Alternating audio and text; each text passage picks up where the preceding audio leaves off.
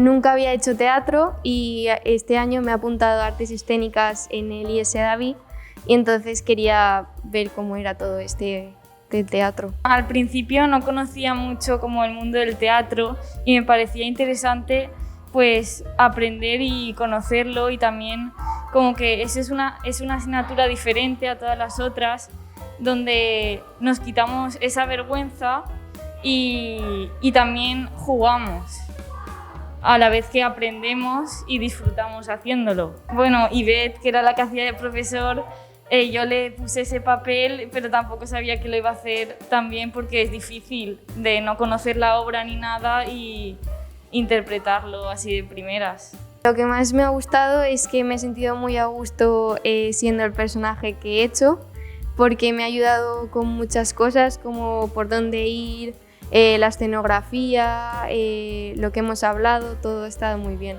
Lo que más me ha gustado como dirigir y plasmar la visión que tienes en la cabeza de la obra, plasmarla a lo físico. Pues la directora me ha ayudado mucho a interpretar el personaje y entonces pues con ella he podido hacer bien el personaje, y luego pues la compañera que hacía también de tenista retirada me llevaba muy bien con ella y lo hemos hecho bastante bien.